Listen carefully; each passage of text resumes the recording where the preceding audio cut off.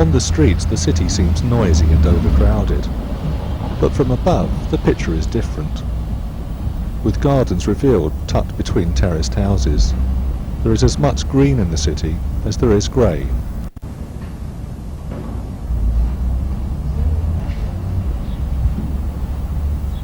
Over half the area of the city is covered by gardens, which together form a mosaic of richly varied habitats: grasses, hedgerow, woodland edge and woodland, ponds and rockeries, which attract wildlife, particularly birds, in greater numbers and variety than comparable habitats in the country. Gardens are not always structured, ordered places. Disturbed ground is a home for wildflowers, as the seeds that have lain buried for years in the soil are thrown into the light and begin to grow.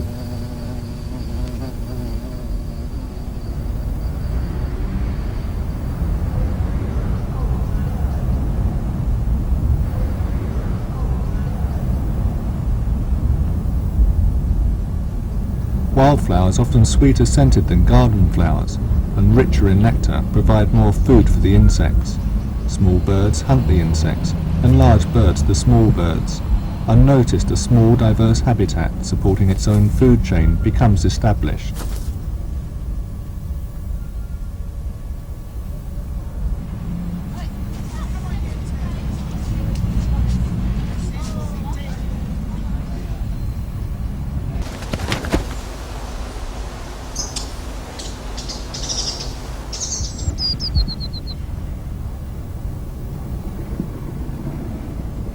The wild animals benefit from their cohabitation with humans, as there's a plentiful supply of food, but has to contend with a new group of predators, the domesticated animals who share the human's home.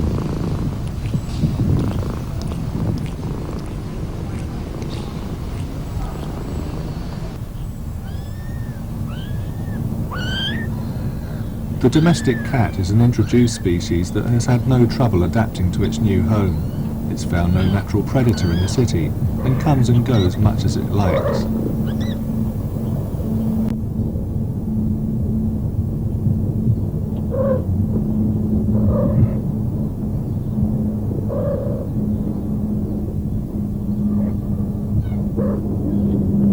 In the wild, only 1 in 8 kittens would hope to survive disease or accident to reach maturity. But all the kittens born to a domestic cat will survive. To avoid what would certainly be a disastrous increase in their population, over 80% of domestic cats are neutered.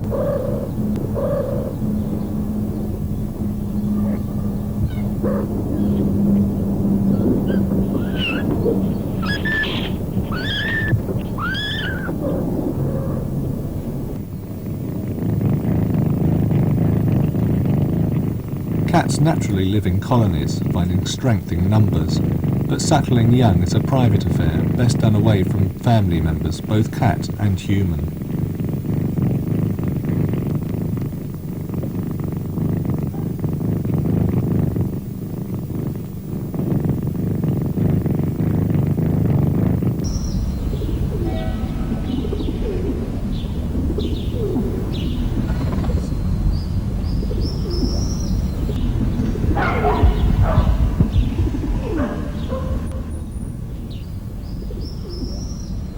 To eat well in the city, an animal must be a natural scavenger, picking the leftovers of a wasteful human society.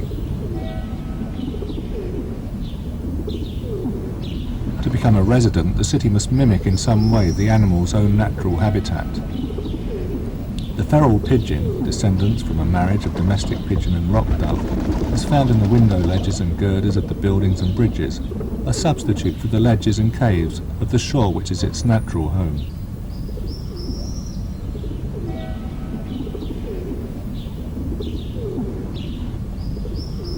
The city's feral pigeon is a product of generations of interbreeding between rock doves, migrants from their home on the coast, and domestic homing pigeons.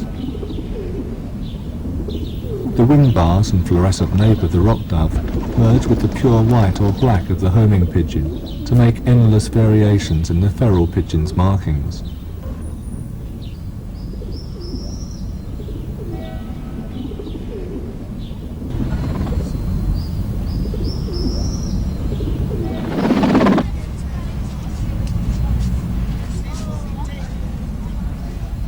Most of London's squares date back to the Georgians and reflect their love of form and of the exotic.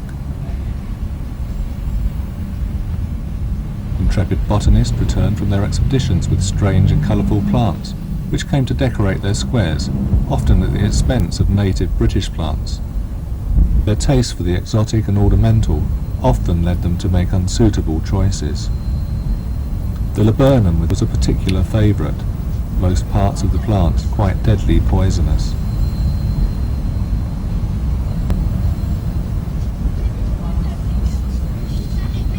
Not all trees fare well in the city. Pollutants can severely stunt their growth. The London plane, a hybrid between the American plane and the Oriental plane, is one tree that does well, as it can shed and replace its bark, shedding with it the pollution and grime of the streets.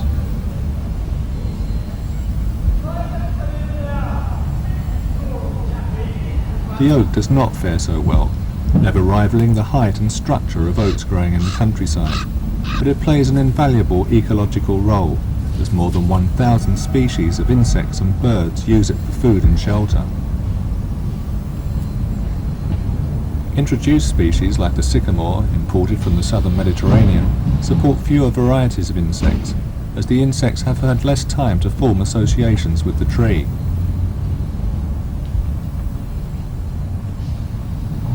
Of the introduced trees, the horse chestnut is the most loved. It's a tree of such variety, with glorious pinnacled flowers in spring, and conkers already forming in their prickly cases, eagerly awaited by young boys in the autumn.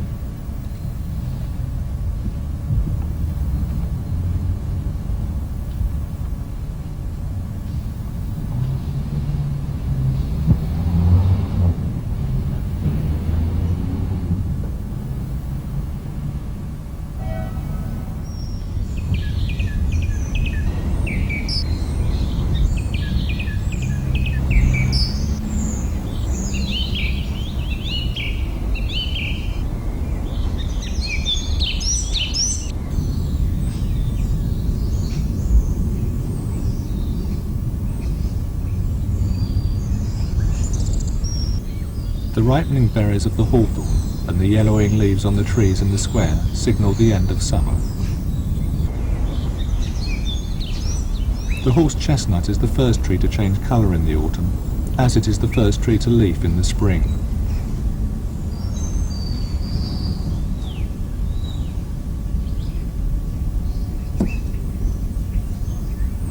The conkers its seeds are ripe.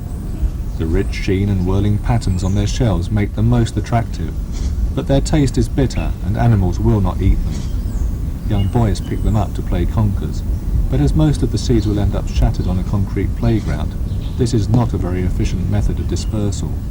The few conkers that avoid detection will germinate within the shadow of the parent tree.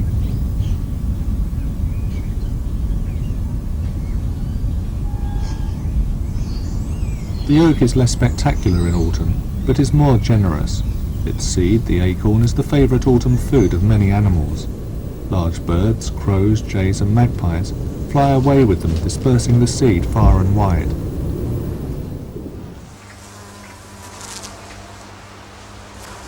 Many species of wasp lay their eggs on trees, most often in the forming buds of late autumn.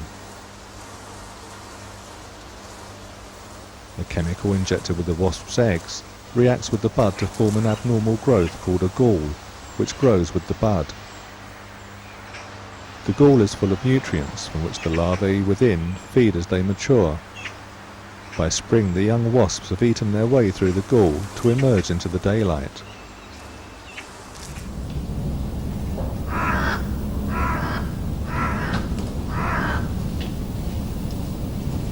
The wildflowers in the front garden have lost their colourful petals. Their purpose was to attract pollinating insects, and that task has been fulfilled. Now they need only to disperse their seed before dying away. The insects have completed their task as pollinators. Now there is desperate competition to feed from those few plants that are still producing nectar.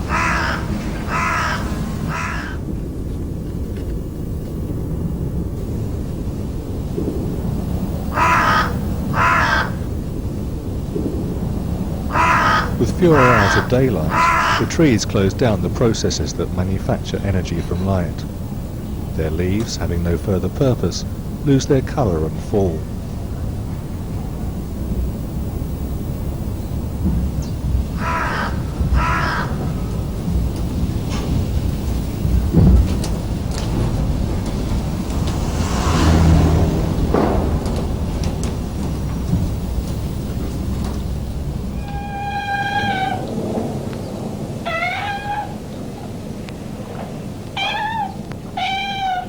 It was only a matter of time before curiosity would lead the kittens into the world outside the shed.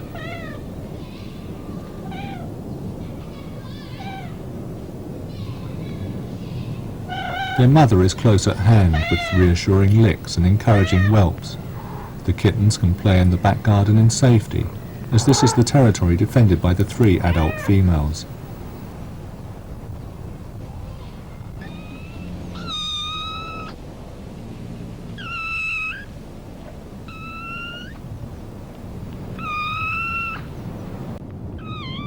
The kittens' play soon turns to hunting. Even well-fed domestic cats will hunt and may even kill. The most innocent, harmless expression conceals a nature which is still cruelly predatory. The kittens are almost fully grown. Their teeth and claws are sharp, and these fights can be painful.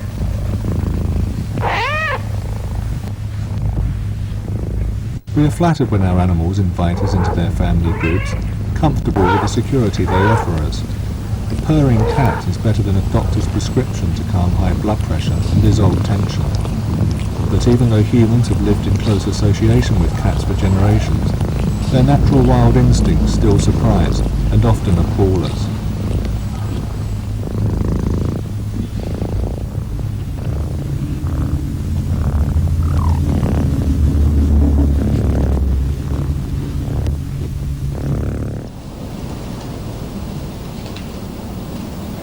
The trees have used the productivity of the summer to prepare next year's growth before dropping their leaves. Next year's buds are already fully formed, protected from the harsh weather to come within a waxy capsule.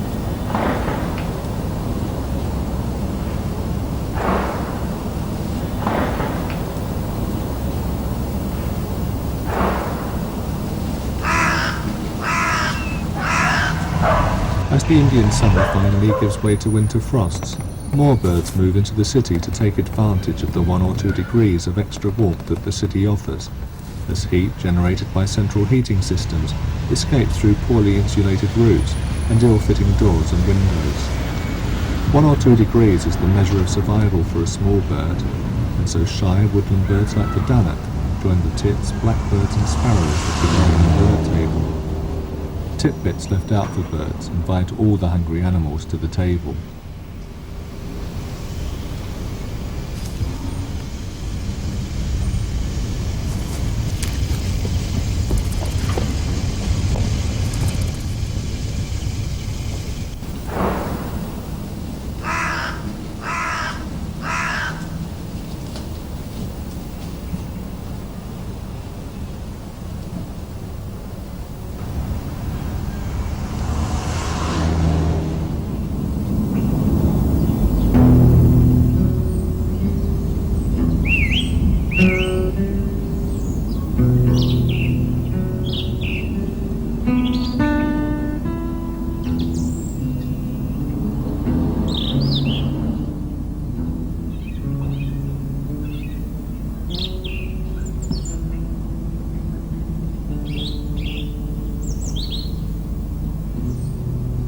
In the first hours after the first snowfall of winter, with people inside and the streets deserted, the city takes on the peaceful aspect of the countryside. There is no bird activity. Foraging is pointless as the soil invertebrates are locked away under the sheet of snow. The few autumn seeds left on the trees are wasted and have little nutritional value, while the buds protected inside their hard waxy cuticle are so tiny that they would not replace the energy lost in reaching them.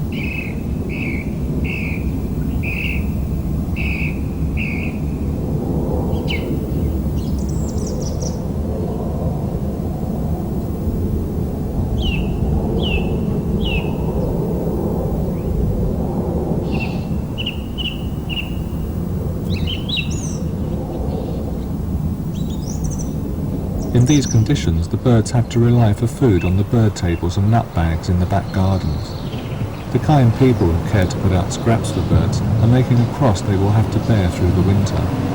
But once a routine has been established, individual birds will come to the same garden at the same time of day throughout the winter with the expectation of being fed. If the table is bare, the birds will certainly starve.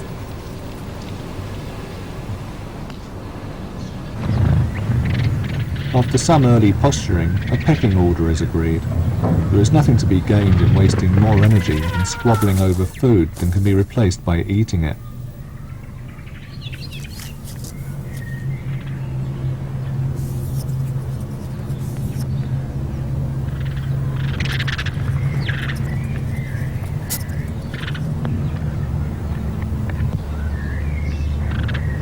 Warm and full, insulated behind double glazing, one of the family cats watches the struggle for survival outside.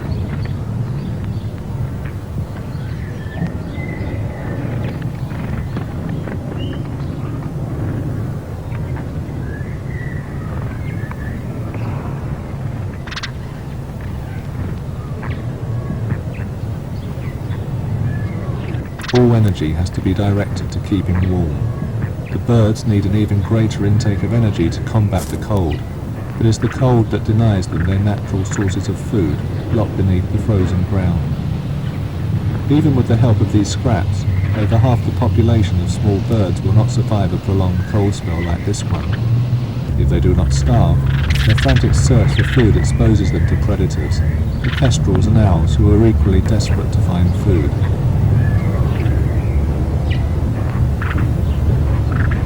And to the attention of the dangerous domestic cat.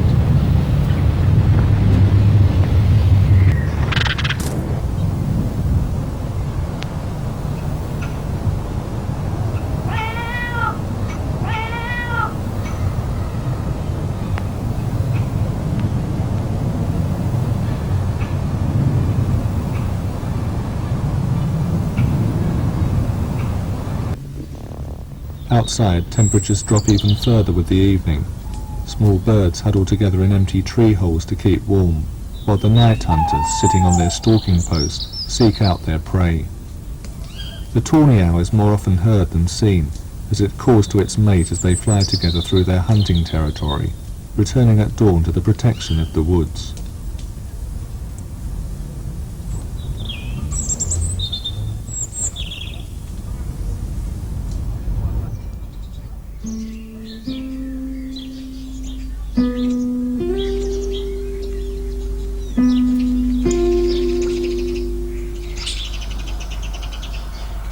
Longer days and rising temperatures encourage the garden birds to pair and begin to build their nest.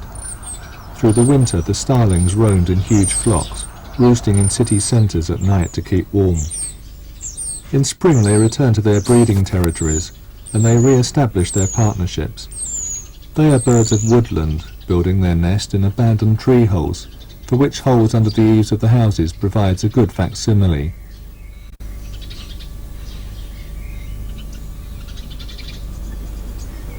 As woodland birds move into the city to nest, their woodland predators follow. The kestrels will also be preparing to rear young, and hunts more frequently to build up her body reserves.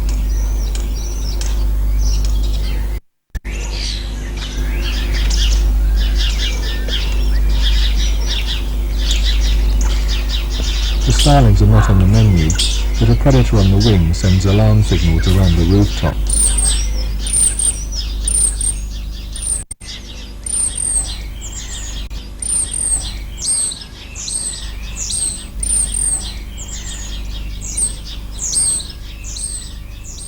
With its own microclimate, keeping the temperature several degrees higher than the surrounding countryside, spring comes some 3 weeks earlier to the city. The introductions from the Far East are the first to flower, the yellow forsythia, the pink of the cherry blossom, and the white blossom of the almond.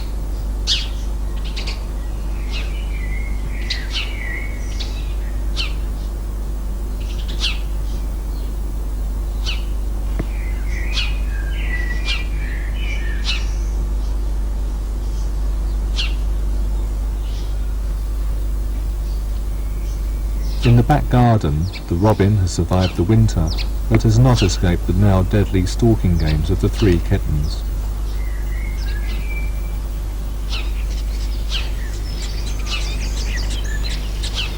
The sparrows, intelligent and resourceful, have adapted eagerly to human society. In every city in the world, humans share tenancy with the common sparrow. They are prolific breeders, producing up to 3 clutches of 3 or 4 chicks during the spring and summer months.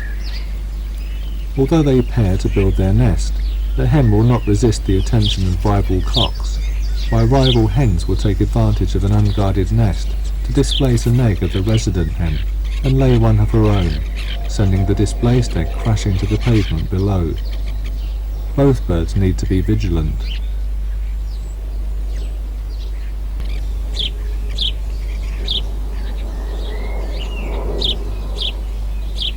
The incubation of the eggs and the emergence of the young sparrows is synchronized with the emergence of the spring foliage, as fresh young shoots will make a succulent and nutritional meal for the fledgling birds.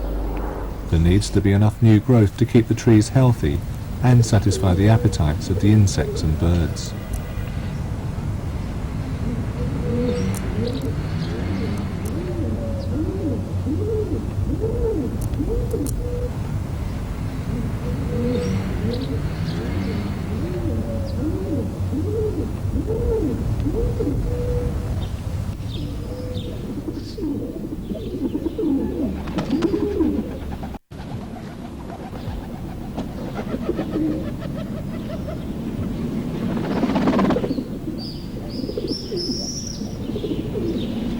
The animals in the square, like the plants, remind us that natural rhythms continue, even if we cannot find our role within them in our processed city life.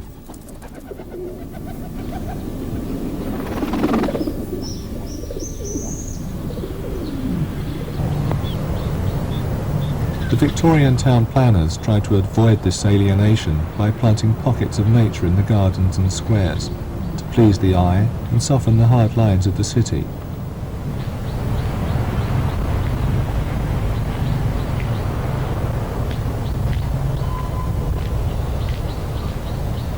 There are many refuges for nature in the city. Its secret nature, railway wasteland, canals and reservoirs is inaccessible, hidden behind fences.